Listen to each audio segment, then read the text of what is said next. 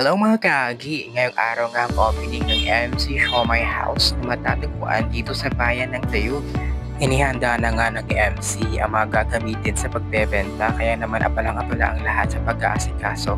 Nakalagay nga pala sa ref ang mga products na ibebenta ngayong araw at sabay-sabay nga ang pag-aasikaso namin lahat dito para agad-agad matapos. Ayan mga kaagi, handang-handa na nga ang MC card sa pagbebenta. Agad-agad naman namin nililisan ang mga kagamitang gagamitin sa pagbebenta ngayong araw. Ito nga ang unang araw na lalabas ang MC card para maglako. Kaya naman sinigurado namin na malinis ang lahat ng kagamitang gagamitin sa pagtitinda. Napagtanto nga ng ate ko na may kulang pa sa mga kagamitang gagamitin sa pagbebenta. Kaya naman dali-dali sila pupunta ng palengke para mamili. Ako naman habang nag-aantay ay handa na maglaba. Dalawang araw nga ako na busy kaya medyo madaming labahin. Pagkarating nga nila, agad-agad na nilang binaba ang kanilang mga pinamili at naglinis ng food cart.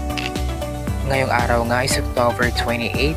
Ayon sa mga business-minded na itong araw daw pinakamagandang araw sa pagbubukas ng mga business. Kaya naman ngayong araw din bukasan yan sa Siomai House dito sa bayan ng Tayug. Ayan mga kaagi, tulong-tulong ang lahat sa pag-aasikaso ng food cart na ito. Kaya naman kitang-kita ang kalinisan at kasiguraduhan na safe ang bawat kakainin ng mga mabibili. Nagsimula na nga maglagay ng mga siomai sa paglulutuan. Sinigurado nga ng ate ko na safe and high quality ang mga products na kanyang ibebenta. Kaya naman ilang weeks din siyang nagkakampas ng mga masarap na siomai. Finally mga kaagi, after the long wait, nakahanap na ang ate ko ng isa sa pinakamasarap na siomai at handang-handa na nga ito sa paglalako. Patong na patong nga pala ito sa mga estudyante, magkakaibigan, magkatropa. Kaya naman handang-handa na nga itong MC card na maglako. May kasama nga rin palang palamig para handang-handa mag-serve ang MC card na ito sa ating mga mamimili.